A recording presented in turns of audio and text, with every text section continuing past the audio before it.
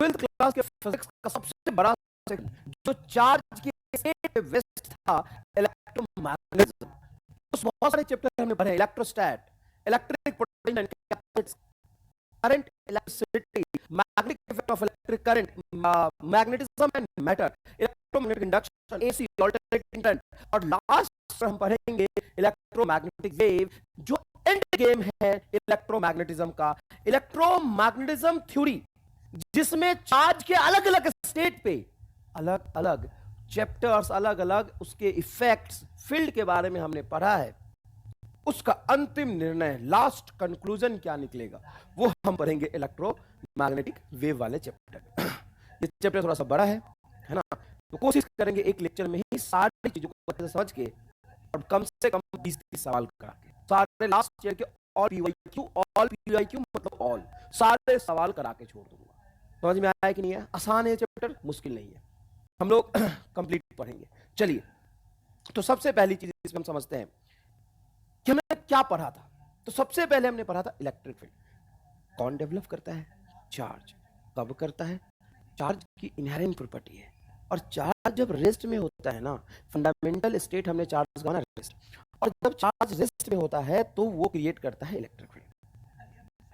और किसी भी चीज को हम पहले दोहराने से पहले उसको रोक के रख के उसकी स्टडी करेंगे ना, तो सबसे पहले हमने चार्ज को रेस्ट में रखा और फिर हमने पढ़ा इलेक्ट्रोस्टैटिक, चैप्टर बना चार्ज को रेस्ट में रख के चैप्टर बना इलेक्ट्रोस्टैटिक, जिसमें हमने इलेक्ट्रिक फील्ड पढ़ा। और ये असल में असली वाला इलेक्ट्रिक फील्ड था। असली वाला इलेक्ट्रिक फील्ड मतलब इलेक्ट्रोस्टैटिक फील्ड। दो तरह का इलेक्ट्रिक फील्ड होता है बेटा, आप जानते हैं, induce electric field and electrostatic field.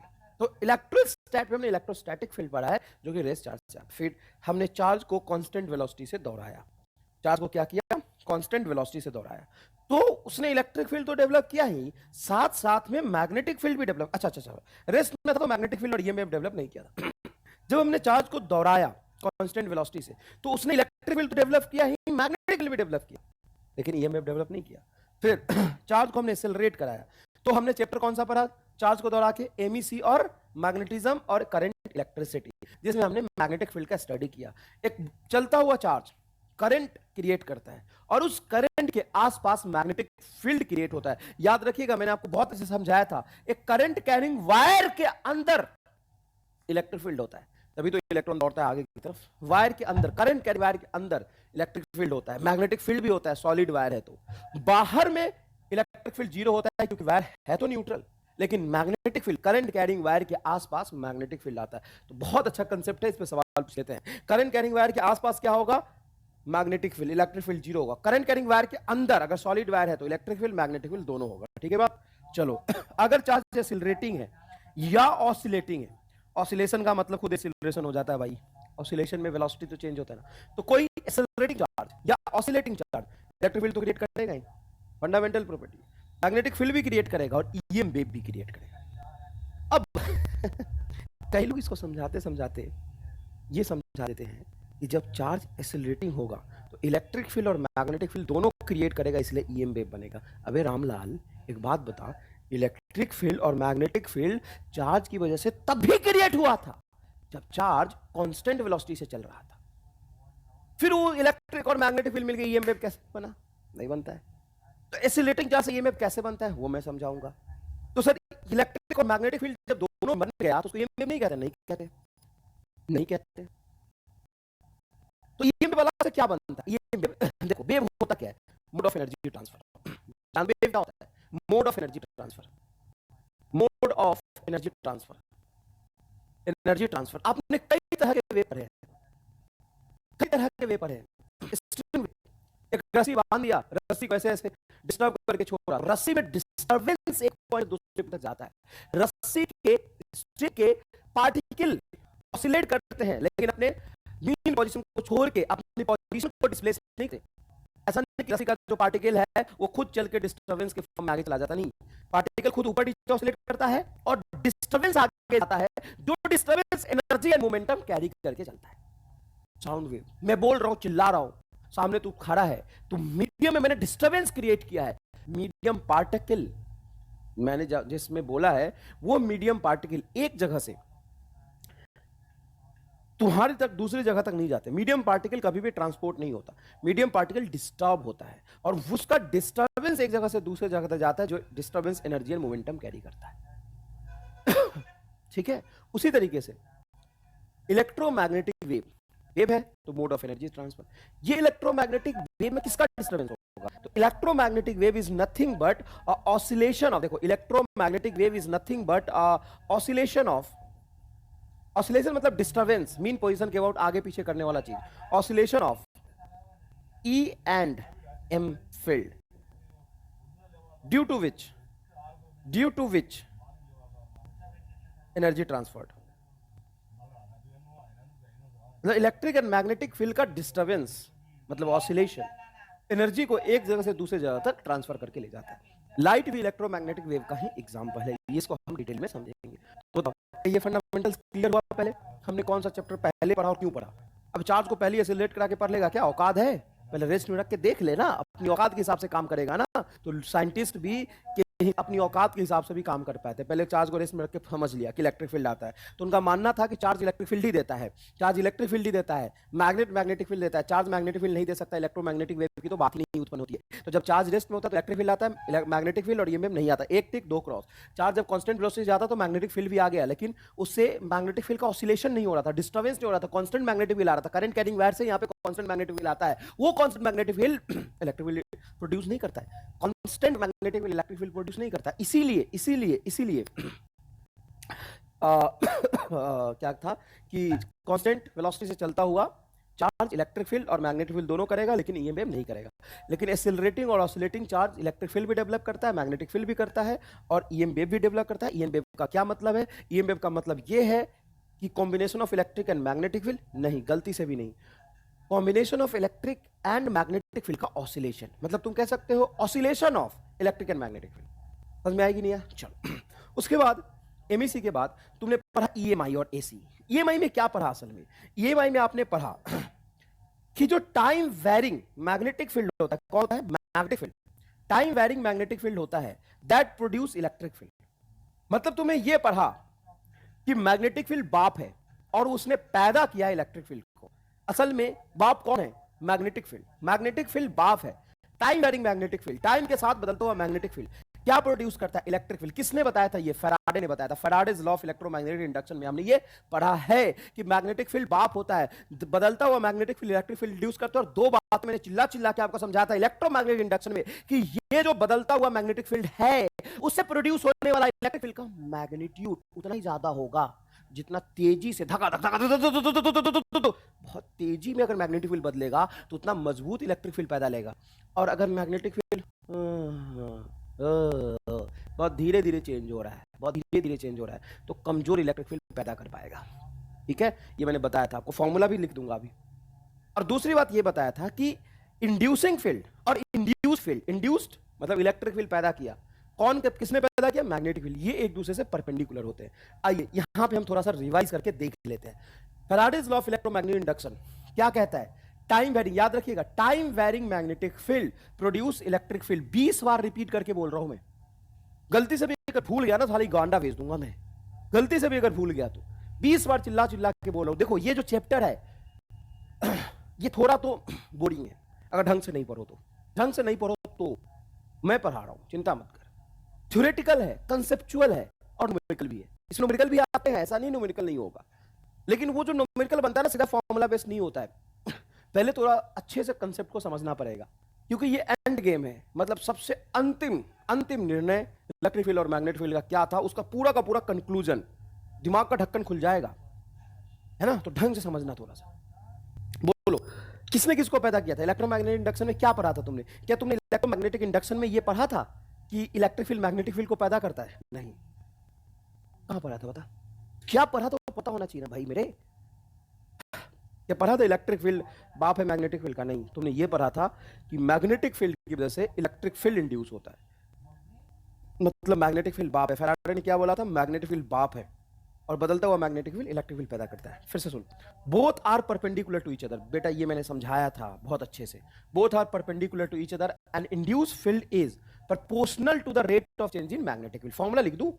Formula लिख दूं? ले, फॉर्मूला लिख देता हूं, close integration of induced electric field dot DL is equal to rate of change in magnetic flux with respect to time. Sir तो फ्लक्स है, magnetic field में change का, अबे गधा, फाइव बी को क्या लिखूंगा, बी डॉट ए बाहर आ जाएगा तो क्या बनेगा यहां पे, अबे Ramlal, DB by D T. तो rate of change in magnetic field, magnetic field जितने तेजी में धकाधक बदलेगा उतना ज्यादा मजबूत इलेक्ट्रिक फील्ड पैदा लेगा। ठीक है, चलो ये कहानी हो रही थी, चल रही थी फिजिक्स में, तभी एक साइंटिस्ट का जन्म होता है, बिल्कुल जन्म होता है। जब ये थ्योरी आया था, फैराडे ने जब ये लॉ दिया था, किसने दिया था, फैराडे जिन लॉ दिया था, तभी एक मैक्सवेल नाम का साइंटिस्ट था, मैक्सवेल का तभी जन्म हुआ था। और जन्म होते ही स्कूल जब गया मैक्सवेल, उसको 8वीं 9वीं में जब ये थ्योरम पढ़ाया गया तो मैक्सवेल कहता है कि नेचर लव सिमेट्री, कहता है नहीं कहता है, ध्यान से समझो, मैं अपनी तरफ से जोड़ रहा हूं, हालांकि ये स्टेटमेंट किसी और का है, लेकिन यहां पे फिट बैठता इसलिए मैं कह रहा हूं। एग्जैक्टली ये वर्ड नहीं बोला था, लेकिन कुछ ऐसा ही बोला था, तो आप ध्यान रखिएगा। सिर्फ और सिर्फ रिलीजन में ही नहीं, जैसे हिंदुत्व हो, जो भी है, जो भी रिलीजन है, उसमें हम कहते हैं ना कर्मा रिटर्न्स, कर्मा रिटर्न्स, जो जैसा करता है उसको मिलता है। ये सिर्फ रिलीजन में नहीं, अध्यात्म में ही नहीं, फिजिक्स में भी ऐसा कहता है। फिजिक्स कहता है कि जो नेचर है that is highly symmetric, nature love symmetry, nature love symmetry. और ये पूरी कहानी मैं बताऊंगा कि ये किसने कहा था। एक ऐसा इंसान जो कभी फिजिक्स पढ़ी ही नहीं, सुन मेरी बात, क्या लिखा है, नेचर लव सिमेट्री, ये एक साइंटिस्ट ने बोला था। ऐसा और कौन से साइंटिस्ट ने, फिजिक्स के साइंटिस्ट ने। और ऐसा फिजिक्स का साइंटिस्ट जो 10th में थोड़ा सा फिजिक्स पढ़ा था, 11th 12th आर्ट्स से किया था, और फिर उसने लॉ से ग्रेजुएशन किया था, ग्रेजुएशन एलएलबी, एलएलबी समझता है ना, एलएलबी में law and history political science उसका पेपर था। मतलब फिजिक्स से दूर दूर से कहीं उसका रिश्ता नाता नहीं था, लेकिन उसको नोबेल प्राइज मिला फिजिक्स में। बहुत ही जबरदस्त साइंटिस्ट है वो, है ना। उसने बोला था नेचर लव सिमेट्री। अब बता सकते हो तो बताना कमेंट करके कि कौन सा साइंटिस्ट था वो, जिसने 12वीं में 12th class, 12th standard board, 12th board जो बोलते हैं ना, 12th प्लस 2 आर्ट्स से किया, ग्रेजुएशन हिस्ट्री और लॉ से किया, और उसको नोबेल प्राइज फिजिक्स में मिला। साहब तू तो फिजिक्स पढ़ रहा है, तो नीट नहीं निकाल पा रहा है, बता, सोच, शर्म कर कि जिसको फिजिक्स का पी नहीं आता था उसको फिजिक्स में नोबेल प्राइज मिल गया। और उसी के लिए आइंस्टाइन ने बोला था, क्या बोला था, हाँ कुछ बोला तो था, हाँ आइंस्टाइन ने बोला था, imagination is more important than knowledge. उसी के लिए आइंस्टाइन ने बोला था कि imagination is more important than knowledge, knowledge से ज्यादा इंपॉर्टेंट इमेजिनेशन होता है।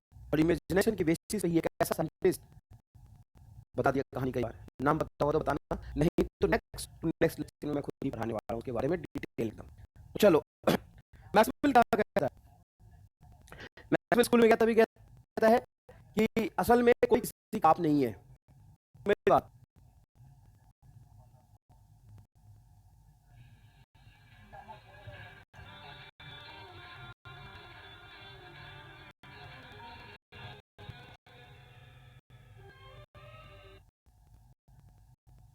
मैक्सवेल कहता है कि कोई किसी का बाप नहीं है। कल बदलता हुआ मैग्नेटिक फील्ड ने इलेक्ट्रिक फील्ड पैदा किया था, आज बदलता इलेक्ट्रिक फील्ड मैग्नेटिक फील्ड पैदा करेगा। अभी जो बदलता हुआ इलेक्ट्रिक फील्ड है मैग्नेटिक फील्ड को पैदा करेगा, तो दो बातें तो की बात होगी, जो भी टाइम इलेक्ट्रिक फील्ड होगा, टाइम इलेक्ट्रिक फील्ड होगा, उसकी वजह से पैदा होने वाला मैग्नेटिक फील्ड दोनों परपेंडिकुलर होगा। पहली बात, पैदा होने वाला मैग्नेटिक फील्ड क्या होगा, परपेंडिकुलर होगा इलेक्ट्रिक फील्ड से जो मैग्नेटिक फील्ड पैदा करेगा। दूसरी बात, इस मैग्नेटिक फील्ड का मैग्नीट्यूड इलेक्ट्रिक फील्ड के रेट ऑफ चेंजेस के बराबर होगा। पक्की बात है तो, क्योंकि मैंने आपको पढ़ाया था कि इलेक्ट्रिक और मैग्नेटिक फील्ड जो एक दूसरे को इंड्यूस करता है, साहब ये 3-3 4-4 पेज का निचोड़ है जो मैं आपको बता रहा हूं। इंड्यूसिंग फील्ड और इंड्यूस्ड फील्ड एक दूसरे के परपेंडिकुलर होता है और रेट ऑफ चेंज के डायरेक्टली प्रोपोर्शनल होता है। मतलब इंड्यूस्ड फील्ड का फॉर्मूला, इंड्यूस्ड फील्ड का फॉर्मूला चाहे वो इलेक्ट्रिक हो या मैग्नेटिक हो, उसके सामने rate of change with respect to time तो पक्का आएगा। ठीक है, तो मैक्सवेल ने कहा था, लेकिन मैक्सवेल इसको प्रूफ नहीं कर पा रहा था। अभी स्कूल का जाता हुआ बच्चा था वो, धीरे धीरे जब वो आगे गया तब उसने बाद में चल के प्रूफ किया। तो इसीलिए हम कहते हैं Maxwell law of, Maxwell 4 law, Maxwell के 4 लॉ पूरे इलेक्ट्रोमैग्नेटिज्म को समेट के एक बनाता है, वो हम आगे पढ़ने वाले हैं। तो मैक्सवेल क्या कहता है समझिए, मैक्सवेल कहता है कि varying electric field produced magnetic field. ये कहता है कि असल में कोई किसी का बाप नहीं है, नेचर लव सिमेट्री। कल मैग्नेटिक फील्ड ने इलेक्ट्रिक फील्ड को पैदा किया था, तो आज इलेक्ट्रिक फील्ड मैग्नेटिक फील्ड को पैदा करेगा, पक्की बात है करेगा। बोले कैसे करेगा, कितना करेगा, तुम पता नहीं। ये स्कूल जाता हुआ बच्चा था वो मैक्सवेल, बोला पता नहीं लेकिन करेगा, क्योंकि नेचर लव सिमेट्री। मैं यहां पे खड़ा हो जाता हूं, सिमेट्री का मतलब समझ क्या होता है, यहां से काट मत, अभी देख इस आधे हिस्से के इस तरफ और इस तरफ मुझे देख, तो मैं तुम्हें सिमेट्रिक देखूंगा। जैसा मेरा ये हाथ है वैसा है, देख दोनों तरफ कान है, नाक भी आधा आधा कटेगा, आंख, पूरी बॉडी मेरी सिमेट्रिक होगी। अगर नहीं होती तो उसी को हैंडीकैप कहते हैं। समझ में आया कि नहीं? तू कुछ भी देख दुनिया में, जैसे धरती को देख, अर्थ को देख, यूनिवर्स को देख, everything is a highly symmetric. पेड़ पौधा देख, ट्री देख, आधा काट दे, दोनों तरफ एक जैसा दिखेगा। अब तू कोई एग्जांपल है सर इसमें तो नहीं होता, अरे भाई एक एग्जांपल छोड़ना, 99% यूनिवर्स तो सिमेट्रिक है ना, 1% एरर आता है हमलाल, ठीक है? तो समझना मैक्सवेल ने बोला। अब ये प्रूफ हुआ मैक्सवेल एक्सपेरिमेंट और हर्ट्ज ने एक्सपेरिमेंट किया था उसमें। कैसे? तो देखो, चार्जिंग ऑफ कैपेसिटर, तुम लग रहा हो चार्जिंग ऑफ कैपेसिटर तुम पढ़ चुके, हाँ तुम पढ़ चुके हो चार्जिंग ऑफ कैपेसिटर, बिल्कुल अच्छे से पढ़ चुके हो, लेकिन इसमें दो दिक्कतें थी जो तुमने नहीं समझा। और समझा तो पहला दिक्कत क्या था, जब हम कैपेसिटर चार्ज करते हैं तो क्या होता है कैपेसिटर चार्ज करते हैं तो कैपेसिटर की वजह चार्जिंग बैटरी से जब जोड़ेंगे तो इस पे आ जाएगा कुछ नेगेटिव चार्ज, जहां नेगेटिव पोलरिटी होगी, और इस पे आ जाएगा कुछ पॉजिटिव चार्ज। वो पॉजिटिव चार्ज कितनी होगी, Q बराबर CV के बराबर होता है, ठीक है? ये चार्ज आया कहां से, तो ये बैटरी के पास चार्ज होता है क्या? Battery is a source of charge नहीं, battery is a source of charge नहीं, battery is a source of energy which have a capability to work. तो बैटरी क्या करता है, यहां से चार्ज उठाता है और धीरे धीरे चार्ज को उठा के इस लाइन पे उठा के यहां रख देता है। मतलब जैसे बैटरी को जोड़ते हैं तो यहां पे करंट फ्लो करता है dQ/dt। इसको हम कह सकते हैं कंडक्शन करंट और ड्रिफ्ट करंट, दोनों में से कुछ भी कह सकते हो। कंडक्शन करंट और ड्रिफ्ट करंट, ठीक है? यहां तक तो आपने ठीक समझा था, समझा था। यहां से चार्ज उठा, इस रास्ते से फ्लो करता हुआ ऐसे आया, ऐसे आया, ऐसे आया, चार्ज यहां तक आया, मतलब यहां भी कंडक्शन करंट फ्लो कर रहा है, यहां भी कंडक्शन करंट फ्लो कर रहा है। लेकिन करंट में क्लोज लूप में फ्लो करता है, current flows in close, current flows in a close loop. Current तो क्लोज लूप पे रहना चाहिए ना, तो यार क्लोज लूप कहां है, या तो खाली जगह है, कैपेसिटर के बीच में कुछ होता थोड़ी ना, खाली जगह है। तो डाइलेक्ट्रिक डालते हैं, मैंने नहीं डाला है, एयर भी तो होता है, मैंने नहीं डाला है। यहाँ पे कैपेसिटेंस इसका होगा C is equal to epsilon nought A/D, epsilon nought A/D, D है दोनों के बीच का डिस्टेंस, बीच में तो खाली है। हाँ तो सर पहले भी खाली हुआ करता था, तो वही तो दिक्कत है, तुमने नहीं सोचा, मैंने भी नहीं सोचा, लेकिन आज से 1865 मैक्सवेल ने ये एक्सपेरिमेंट कब किया था, 1865, 1865 में एक साइंटिस्ट कैब बैठ गया और कहता है कि नहीं, एक बात बताओ करंट तो क्लोज लूप में बहता है, यही तो सिखाया था करंट इलेक्ट्रिसिटी में, तो यहाँ पे तो क्लोज लूप बन ही नहीं रहा। भाई साहब बात में लॉजिक है, क्लोज लूप कहाँ बन रहा, तो करंट यहां से यहां तक थोड़ी ना बहता है। बोला कि पक्का यहाँ पे कोई ना कोई करंट होना चाहिए, लेकिन हवा में करंट तो फ्लो नहीं कर सकता है। हमने पढ़ा था ना charging of capacitor, sir current flow करता है लेकिन बाद में बंद हो जाता है, लेकिन कुछ देर तक करंट फ्लो करता है ना, कुछ देर तक ही सही, वो करंट क्लोज लूप में ही बह सकता है। कंटिन्यूटी ऑफ करंट भी कोई चीज होती है, तो यहाँ पे कंटिन्यूटी ऑफ करंट लोगों को समझ नहीं आ रही थी, पहली समस्या ये, current flows in a close loop, लेकिन यहाँ पे क्लोज लूप कहाँ बन रहा, पहली समस्या ये। दूसरी समस्या यहाँ पे x पॉइंट मैंने कोई लिया और y पॉइंट लिया, x पे बात करते हैं पहले हम, एट x, ध्यान से समझना, एट x पे मैग्नेटिक फील्ड जीरो होगा या नॉन जीरो होगा, थ्योरेटिकली सोच के बताओ। तो यहां पे देखोगे तो क्लोज लूप बनेगा, एम्पियर सर्किटल लॉ लोगे, एम्पियर्स लॉ, एम्पीरियन लॉ, जिसमें एम्पीरियन लूप बनाते हैं, तो क्लोज इंटीग्रेशन ऑफ B.dl बराबर mu not into I enclose. अगर कोई एम्पीरियन लूप करंट इनक्लोज करता है तो पक्का वहां पे मैग्नेटिक फील्ड होगा। तो यहाँ पे करंट IC फ्लो कर रहा और ये एम्पीरियन लूप यहाँ से क्लोज कर रहा, तो यहाँ करंट कैरिंग वायर के बाहर मैग्नेटिक फील्ड होना चाहिए। तो x पॉइंट पे magnetic field must not be equal to zero according to Ampere law. और मैक्सवेल ने एक्सपेरिमेंट किया,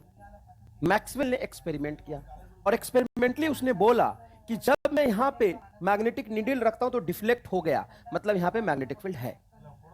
तो एम्पीरियन का लॉ और मैक्सवेल का एक्सपेरिमेंट दोनों ठीक बैठा, कहां पे, x पे। अब बात आते हैं एट y, एट वाई पे, according to Amperian, Ampere's law बोलते हैं ना, Ampere's law, according to Ampere's law, इस एक्स पॉइंट पे जब हम क्लोज लूप बनाएंगे तो close integration of B Y dot D L बराबर mu nought I enclosed, I in. बताइए क्या ये एम्पियरियन लूप करंट इनक्लोज कर रहा था? हाँ सर बिल्कुल कर रहा था। ये एम्पियरियन लूप करंट इनक्लोज कर रहा, नहीं कर रहा। यहाँ पे करंट कितना है बोलो? 0। आई इन की वैल्यू क्या है? 0। तो थ्योरेटिकली यहाँ पे बी वाई क्या होना चाहिए? 0। बट मैक्सवेल ने एक्सपेरिमेंट किया, पूरा लिख रहा हूं अच्छे से एकदम। मैक्सवेल ने एक्सपेरिमेंट किया और एक्सपेरिमेंटली जब उसने एक मैग्नेटिक नीडल को यहां पे रखा तो मैग्नेटिक फील्ड 0 नहीं आया। मैग्नेटिक फील्ड 0 नहीं आया, यहां पे मैग्नेटिक फील्ड आया, 0 नहीं आया। मतलब कुछ मैग्नेटिक नीडल डिफ्लेक्ट हुआ। मैग्नेटिक नीडल को एक बार मैग्नेट को रख दिया तो मैग्नेटिक फील्ड में जब बार मैग्नेट को रख देंगे तो डिफ्लेक्ट होता है, यहाँ पे डिफ्लेक्ट हुआ, मतलब मैग्नेटिक फील्ड था। लेकिन एम्पियरन सर्किटल लॉ से मैग्नेटिक फील्ड 0 आ रहा था। एम्पियरन सर्किटल लॉ से मैग्नेटिक फील्ड 0 आ रहा था। अब बताओ भैया, भारी समस्या। Capacitor of charging of capacitor से ही क्लू मिला, चार्जिंग ऑफ कैपेसिटर से ही कहानी समझ में आया कि अरे यार इस एक्स पॉइंट पे, ध्यान से समझना, एक्स पॉइंट पे मैग्नेटिक फील्ड है और होना भी चाहिए। एम्पियर ने बोला होगा, लॉ थ्योरेटिकली होगा, एक्सपेरिमेंटली था। लेकिन वाई पे कैपेसिटर प्लेट के बीच में थ्योरेटिकली नहीं होना चाहिए था, लेकिन था। तो कहां से आया साहब? कहां से आया? मैग्नेटिक फील्ड आया कहां से? किसने पैदा किया? क्या ये करंट यहां मैग्नेटिक फील्ड पैदा कर सकता है? बिल्कुल भी नहीं। एम्पियर सर्किट लॉ लगाना जानते हो तो लगाना एम्पियर सर्किट लॉ। ये करंट यहां पे मैग्नेटिक फील्ड पैदा नहीं कर सकता है। तो अब मैक्सवेल कहता है कि ध्यान से सुनो, असल में दिक्कत क्या है मैं बताता हूं। दो कैपेसिटर प्लेट के बीच में ड्यूरिंग चार्जिंग, जब आप चार्ज कर रहे होते हो, क्या कर रहे होते हो? चार्जिंग। समझना यहां पे, during charging of capacitor, during charging of capacitor, एकदम एफर्टलेस, बहुत आसान चीज पढ़ा रहा हूं, ध्यान से देखना। During charging of capacitor, positive charge से, पॉजिटिव चार्ज प्लेट से निगेटिव चार्ज प्लेट की तरफ इलेक्ट्रिक फील्ड बनेगा। धीरे धीरे चार्ज बढ़ रहा है, यहां पे भी धीरे धीरे चार्ज बढ़ रहा है। कैपेसिटर प्लेट के इस प्लेट से चार्ज उठा के बैटरी यहां पे रख रहा है। तो जब यहां से थोड़ा चार्ज उठा के रखा, थोड़ा और उठा के रखा, चार्जिंग ऑफ कैपेसिटर में टाइम लगता है ना बेटा, टाइम कांस्टेंट डिफाइन करते हैं। थोड़ा समय स्टेडी स्टेट के बाद जाके कैपेसिटर फुल चार्ज होता है। जब कैपेसिटर फुल चार्ज हो जाता है तो चार्ज कांस्टेंट होता है, नहीं तो लगातार चार्ज का ग्रोथ हो रहा है। और कैपेसिटर प्लेट के बीच में होता है इलेक्ट्रिक फील्ड। कैपेसिटर प्लेट के बीच में क्या होता है समझना? Electric field. तो ये इलेक्ट्रिक फील्ड है कैपेसिटर प्लेट के बीच में। तो इलेक्ट्रिक फील्ड की वैल्यू कितनी होती है इस इंस्टेंट पे? कितनी होती है कैपेसिटर प्लेट बीच में electric field? Sigma upon epsilon not या सिग्मा अपन 2 एप्सिलॉन नॉट। तो बेटा कैपेसिटर हम कंडक्टर से बनाते हैं या नॉन कंडक्टर से? समझना अच्छे से, कंडक्टिंग प्लेट से या नॉन कंडक्टिंग से? तो कैपेसिटर हम कंडक्टिंग प्लेट से बनाते हैं और एक कंडक्टिंग प्लेट की वजह से इलेक्ट्रिक फील्ड होता है सिग्मा अपन एप्सिलॉन नॉट। यहाँ पे दो प्लेट है, प्लस क्यू की वजह से प्लस से दूर और माइनस क्यू की वजह से माइनस की तरफ। एक की वजह से आएगा सिग्मा अपन एप्सिलॉन नॉट और दूसरे की वजह से भी आएगा सिग्मा अपन एप्सिलॉन नॉट। तो क्या 2 सिग्मा अपन एप्सिलॉन नॉट होगा? बताओ फटाफट बोलो। सिग्मा अपन एप्सिलॉन नॉट होगा, 2 सिग्मा अपन एप्सिलॉन नॉट होगा या सिग्मा अपन 2 एप्सिलॉन नॉट होगा? बताओ फटाफट कौन सा सही आंसर है, बोलो। तो सही आंसर है सिग्मा अपॉन एप्सिलॉन नॉट। या इसको मैं लिख सकता हूं चार्ज, सिग्मा को लिख सकते हैं charge upon area, Q upon A epsilon. ये इलेक्ट्रिक फील्ड होगा। सर कैसे? आपने तो बोला दोनों प्लेट का ऐड होगा, तो सुनो ध्यान से। एक पे है पॉजिटिव चार्ज, दूसरे पे नेगेटिव चार्ज, तो होगा क्या? पॉजिटिव नेगेटिव से बाउंडेड हो जाएगा। तो एक तरफ चार्ज होगा ही नहीं, समझना। इस पे पॉजिटिव चार्ज है, इस पे नेगेटिव चार्ज है, तो पॉजिटिव यहां पे एक्युमुलेट हो गया, नेगेटिव यहां पे एक्युमुलेट हो गया, तो पॉजिटिव से नेगेटिव की तरफ इलेक्ट्रिक फील्ड बनेगा। ये सही रिजल्ट है, ये दोनों गलत है। लिखा रहने दो गलत भी, ताकि आपको याद रहे कि क्या नहीं होगा क्या होगा। तो कैपेसिटर प्लेट के बीच में इलेक्ट्रिक फील्ड इतना है। और ये है टाइम वेरिंग, टाइम के साथ ही तो चार्ज का ग्रोथ हो रहा है, चार्ज का ग्रोथ हो रहा है मतलब इलेक्ट्रिक फील्ड चेंज हो रहा है। Time varying, time varying field. और ये जो टाइम वेरिंग फील्ड है, इसके वजह से करंट आएगा, जिसको नाम दिया डिस्प्लेसमेंट करंट, जिसको नाम दिया डिस्प्लेसमेंट करंट। तो मैक्सवेल कहता है कि कहीं ना कहीं किसी ना किसी को तो कंटिन्यूटी ऑफ करंट को समझाना पड़ेगा, नहीं तो कैसे करंट फ्लो कराओगे? क्लोज लूप में करंट फ्लो करना चाहिए तो कंटिन्यूटी ऑफ इक्वेशन तो होना चाहिए। तो उसने बोला कि असल में कैपेसिटर प्लेट के बीच में भी करंट फ्लो करता है। और वो जो करंट फ्लो करता है उसको हम कहते हैं डिस्प्लेसमेंट करंट।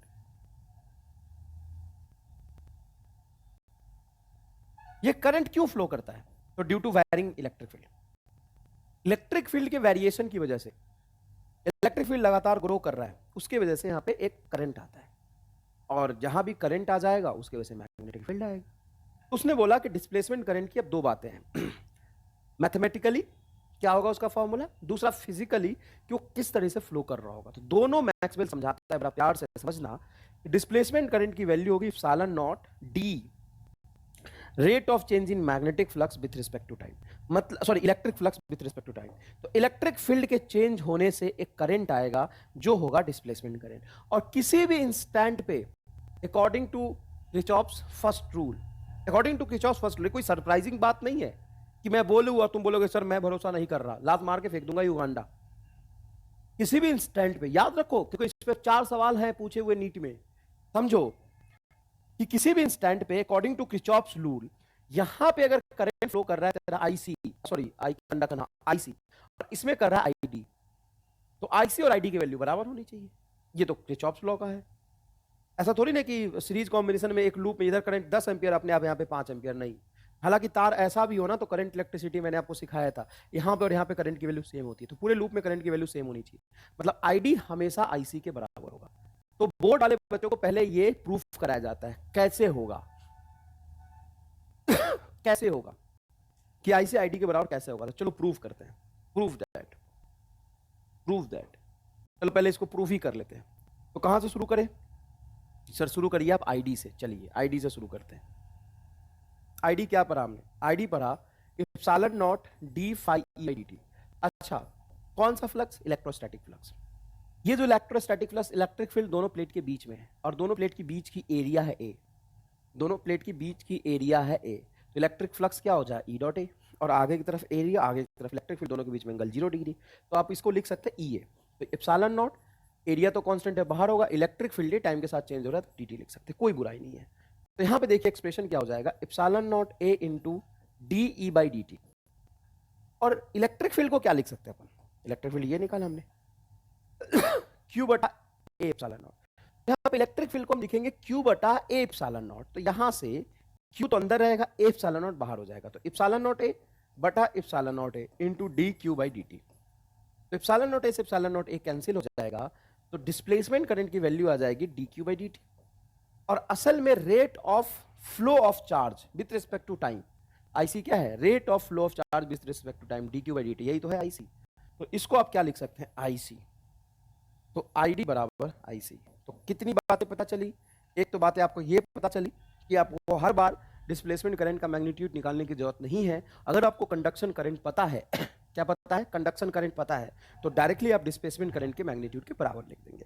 वैसे डिस्प्लेसमेंट करंट का फॉर्मूला होता है epsilon not D phi E by D T. वैसे डिस्प्लेसमेंट करंट का क्या फॉर्मूला होता है बताइए फटाफट? डिस्प्लेसमेंट करंट का क्या फॉर्मूला होता है? Epsilon not D phi E by D T.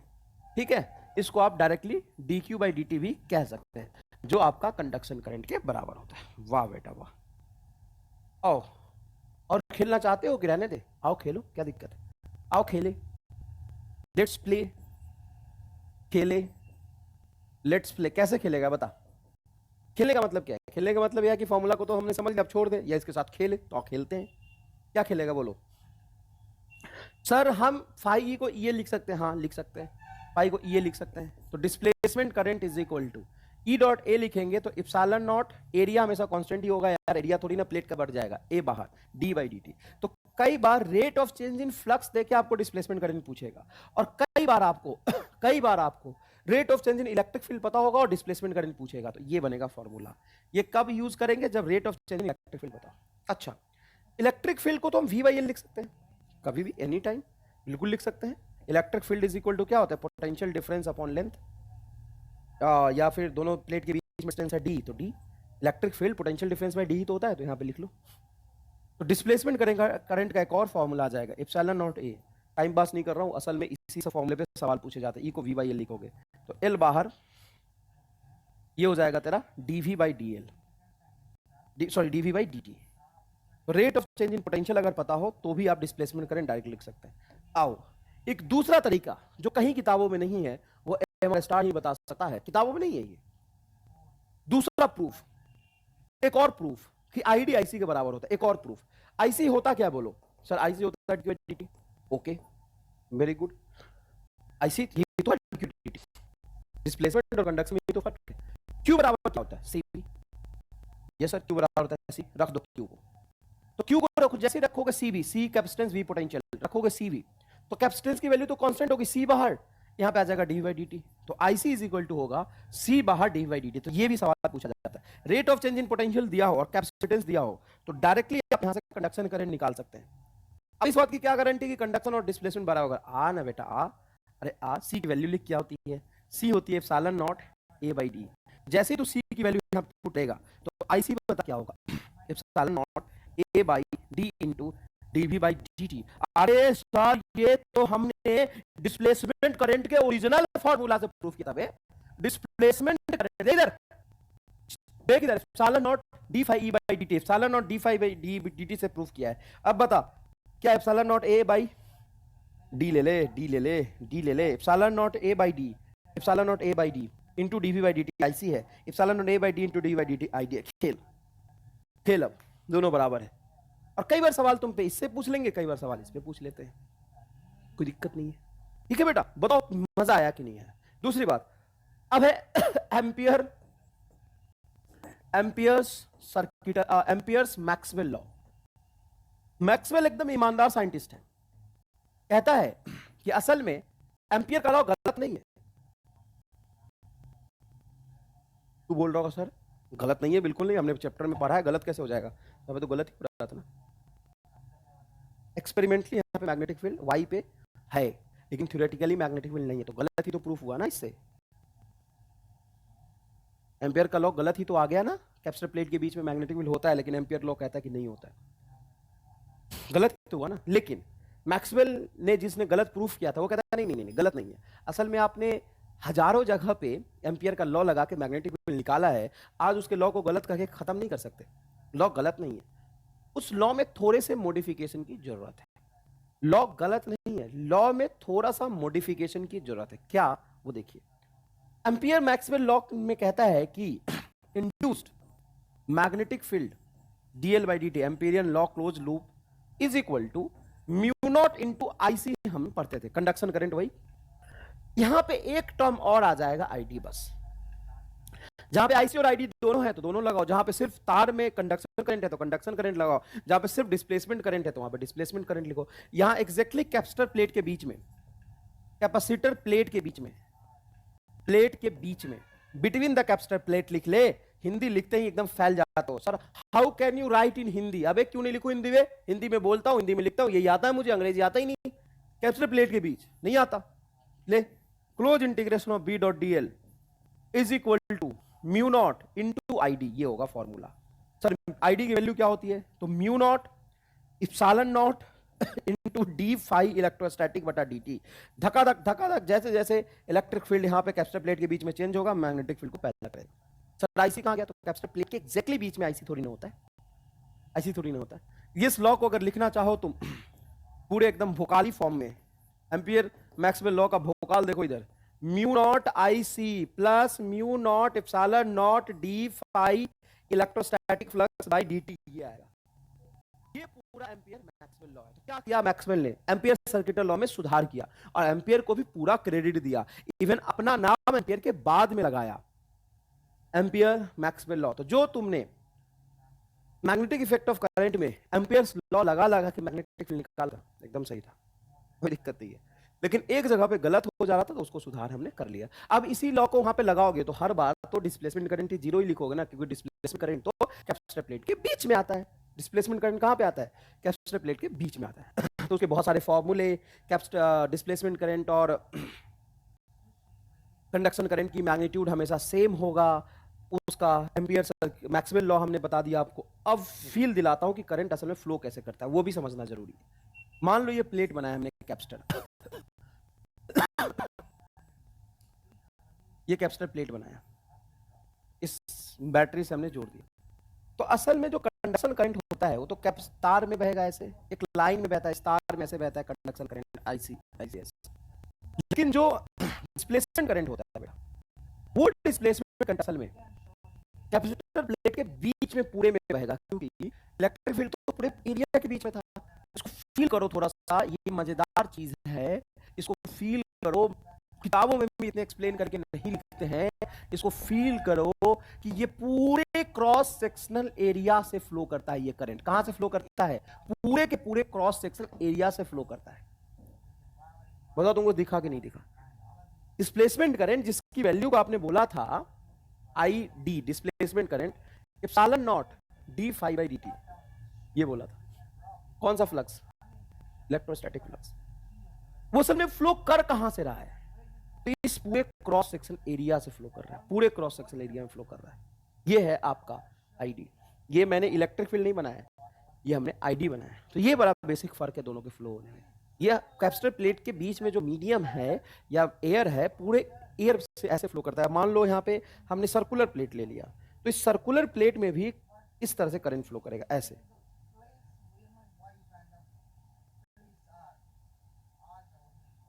ऐसे करेगा करंट फ्लो। अगर तुमने इसको बैटरी से ऐसे फ्लो कनेक्ट कर दिया है, तो यहां से करंट आईसी यहां से ऐसे जाएगा, और ये देखो आईडी का फ्लो, ये देखो आईडी का फ्लो। समझ में आया कि नहीं है? तो इस पे भी कई बार सवाल पूछते हैं कि मान लो यहाँ से करंट है 5 एम्पियर, तो बताओ यहाँ पे करंट क्या होगा? 5 एम्पियर। अच्छा, यहाँ से करंट है 5 एम्पियर, इसके आधे एरिया से कितना करंट होगा? 2.5 एम्पियर, क्योंकि ये तो एक लाइन में बहेगा, लेकिन ये तो पूरे क्रॉस सेक्शन एरिया से बहता है, पूरे प्लेट के बीच में जो एरिया बनता है ना, उससे बहता है। मजा आया कि नहीं? बहुत ही जोरदार। चलो अब डिस्प्लेसमेंट करंट में जो मैंने समझाया उसी को मैंने यहाँ पे लिख दिया। क्या क्या लिख दिया? Forms using changing electric field, obvious सी बात है। ले फॉर्मूला भी लिख देता हूँ फिर से, और ना एक बार 10 मिनट एक्स्ट्रा लग जाएगा, इससे कोई फर्क नहीं पड़ता है। लेक्चर का ड्यूरेशन ज्यादा हो जाएगा तो 2 बार देख लेना, तेरी औकात मेरी इतनी नहीं है, शर्म कर। 2 बार में लेक्चर देख लेना। देखो, जब तुम्हारा इंटेंशन हमेशा क्लियर रहेगा ना कि पढ़ना है, सीखना है, तो तुम सीखते सीखते समय निकल जाएगा, तुमको पता नहीं चलेगा। जब तुम ऐसे लेक्चर देखोगे ना कि अरे यार लेक्चर आगे देखना पड़ेगा, तो जब देखोगे तो लेक्चर कम देखोगे और घड़ी पे ज्यादा तुम्हारा होगा। अच्छा, how can you make a lecture of 2.15 hour sir? 2 घंटे के लेक्चर हम कैसे देख पाएंगे? अच्छा, 24 घंटे में 2 घंटे लेक्चर देख लेगा तो प्रलय आ जाएगा, हैं? रामलाल, समझ अच्छे से। जितनी बार लिखेगा उतनी बार प्रैक्टिस होगी। सर आप भी प्रैक्टिस ही कर रहे हो क्या? हाँ मैं प्रैक्टिस कर रहा हूं, क्योंकि भूल जाता हूं मैं भी। 10 बार लिखूंगा, रट के आया हूं, 50 बार और लिखूंगा। Epsilon not D phi by D T, और फाई को ये लिख सकता हूं तो एप्सिलॉन नॉट ए बटा डी बाई डी टी, और यहां से हम इसको D Q by D T भी लिख सकते हैं, बिल्कुल लिख सकते हैं, और क्यू को सी भी लिख सकते हैं। तो आई फॉर्मूला भी लिख देता हूं फिर से, और ना एक बार 10 मिनट एक्स्ट्रा लग जाएगा, इससे कोई फर्क नहीं पड़ता है। लेक्चर का ड्यूरेशन ज्यादा हो जाएगा तो 2 बार में देख लेना, तेरी औकात मेरी इतनी नहीं है, शर्म कर। 2 बार में लेक्चर देख लेना। देखो, जब तुम्हारा इंटेंशन हमेशा क्लियर रहेगा ना कि पढ़ना है, सीखना है, तो तुम सीखते सीखते समय निकल जाएगा, तुमको पता नहीं चलेगा। जब तुम ऐसे लेक्चर देखोगे ना कि अरे यार लेक्चर आगे देखना पड़ेगा, तो जब देखोगे तो लेक्चर कम देखोगे और घड़ी पे ज्यादा तुम्हारा होगा। अच्छा, how can you make a lecture of 2.15 hour sir? 2 घंटे के लेक्चर हम कैसे देख पाएंगे? अच्छा, 24 घंटे में 2 घंटे लेक्चर देख लेगा तो प्रलय आ जाएगा, हैं? रामलाल, समझ अच्छे से। जितनी बार लिखेगा उतनी बार प्रैक्टिस होगी। सर आप भी प्रैक्टिस ही कर रहे हो? हाँ मैं प्रैक्टिस कर रहा हूँ, क्योंकि भूल जाता हूँ मैं भी। 10 बार लिखूंगा, रट के आया हूँ, 50 बार और लिखूंगा। Epsilon D phi by D T, और फाई को ये लिख सकता हूँ एप्सिलॉन नॉट ए बटा डी बाई डी टी, और यहाँ से हम इसको D Q by D T भी लिख सकते हैं, बिल्कुल लिख सकते हैं, और क्यू को सी भी लिख सकते हैं। तो I D is equal to आ जाएगा C D V by D T, और सी को हम एप्सिलॉन नॉट ए और बटा डी लिखा हो तो ऐसे भी लिख सकते हैं। ले झेल इसको। कितने फॉर्मूले हो गए? 6। कैसे? फॉर्मूले बिल्कुल 6 हैं, देख ध्यान से। या तो ये फॉर्मूला यूज करेगा एप्सिलॉन और D phi by D T, या तो ये करेगा, या आईडी को D Q by D T भी लिख सकता है, या आईडी को ये भी लिख सकता है, या ये भी लिख सकता है। 1 2 3 4 5 और आईडी बराबर आईसी होता है। आईडी बराबर आईसी होता है, ले झेल। ये पूरा डिस्प्लेसमेंट करने की कहानी है, इसको रटना नहीं है। कितनी आसानी से मैंने समझाया बेटा, रटना तो इसको रटना, बस इसको रट ली, इसको एप्सिलॉन और d5 by dt। नेक्स्ट, तो ये कंटिन्यूटी ऑफ करंट को प्रूव करता है। Proves continuity of current varying electric field से बनता है। Explain existence of magnetic field between the plates. Between the plates में मैग्नेटिक फील्ड कंडक्शन की वजह से तो नहीं आता ना, डिस्प्लेसमेंट करंट की वजह से आता है, उसको एक्सप्लेन करता है। It does not exist under steady current. Sorry, steady current नहीं बे, मरवाएगा ये, मरवाएगा। स्टेडी करंट नहीं, स्टेडी स्टेट। स्टेडी करंट नहीं, स्टेडी स्टेट मतलब स्टेडी स्टेट में when capacitor becomes full charge, याद है ना, स्टेडी स्टेट में कैपेसिटर फुल चार्ज होता है। When capacitor becomes full charge, जब कैपेसिटर पूरी तरीके से चार्ज हो जाएगा तो चार्ज कांस्टेंट हो जाएगा। चार्ज कांस्टेंट हो जाएगा तो कंडक्शन करंट जीरो, तो डिस्प्लेसमेंट करंट भी जीरो। तो ये स्टेडी स्टेट में फ्लो नहीं करता। जब कैपेसिटर फुल चार्ज हो जाए ना तो ये फ्लो नहीं करता। ये तभी फ्लो करता है जब कैपेसिटर चार्ज हो रहा हो। ये इसकी फॉर्मूला है, फॉर्मूला तो 6 लिख दिया। Flows between cross section area of capacitor plate. Capacitor plate की क्रॉस सेक्शन एरिया से फ्लो करता है, ये मैंने आपको फिजिकली समझाया है। अब चलिए, 4 मैक्सवेल इक्वेशन। मैक्सवेल ने पूरे इलेक्ट्रोमैग्नेटिज्म को समझने के लिए 4 लॉ दिए। घबराओ मत, कोई नया 4 लॉ नहीं है, पुराने लॉ को उठाया, बोला कि ठीक है ये गॉस लॉ ही है, लेकिन इसको मेरे नाम से थोड़ा पढ़ लो। तो मैक्सवेल 4 इक्वेशन में पहला जो लॉ है वो गॉस लॉ इन इलेक्ट्रोस्टैटिक है। यस, बिल्कुल सर, वो गॉस लॉ हुआ ना, मैक्सवेल लॉ थोड़ी ना हुआ। अभी थोड़ा सा याद रखने वाली बात है वो गॉस का ही नियम। लेकिन मैक्सवेल ने बोला कि मैं पूरे इलेक्ट्रोमैग्नेटिज्म का एंड गेम बना रहा हूं, मैं पूरा इलेक्ट्रोमैग्नेटिज्म को एक जगह समेट रहा हूं, तो मेरे नाम से पढ़ लोगे तो क्या दिक्कत है, पढ़ लो फिर। तो सुनो क्या कहता है मैक्सवेल। मैक्सवेल कहता है इलेक्ट्रोस्टैटिक्स में जो गॉस लॉ है वो है क्लोज इंटीग्रेशन। असल में ये क्या समझाना चाह रहा है सुनो, असल में मैं तुम्हें बताऊं, एम स्टार्ट इसका देखो, असल में मैं तुम्हें बताऊंगा ना, जीवन भर याद रहेगा। सुनो, ये समझाना चाह रहा है फील्ड का इंटीग्रेशन, एक बार एरिया के साथ एक बार लेंथ के साथ, बस।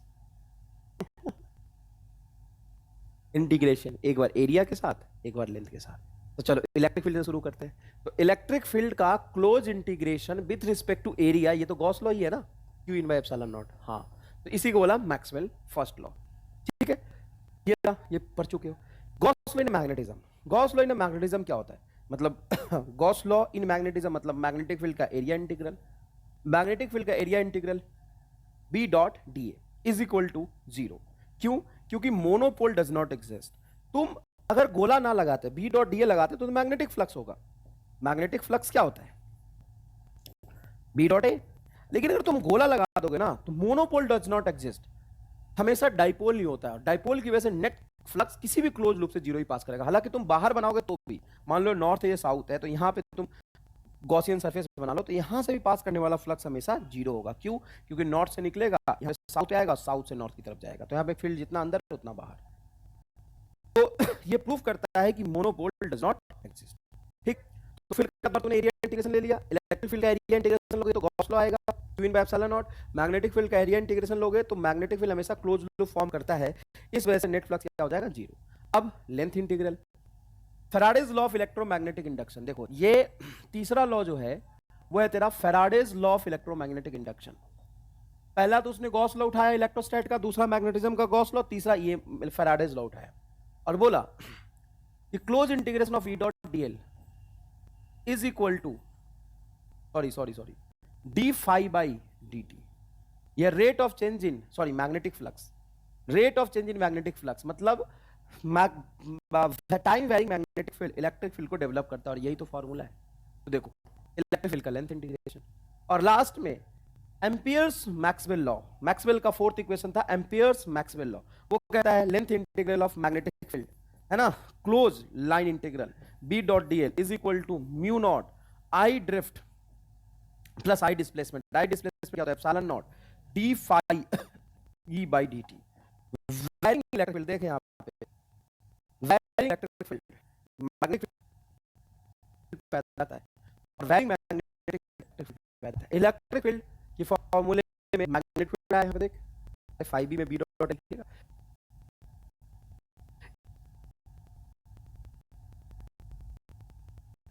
यहाँ पे phi e में E डॉट A लिखोगे। तो उसने बोला कि देखो कोई किसी का बाप नहीं है, असल में सिमेट्रिक है, दुनिया सिमेट्रिक है, varying electric field magnetic field को पैदा करता है, varying magnetic field electric field को पैदा करता है। बस दोनों फॉर्मूला आपको याद रहना चाहिए 4 मैक्सवेल इक्वेशन में। 4 मैक्सवेल इक्वेशन का बेस बता दिया ना मैंने,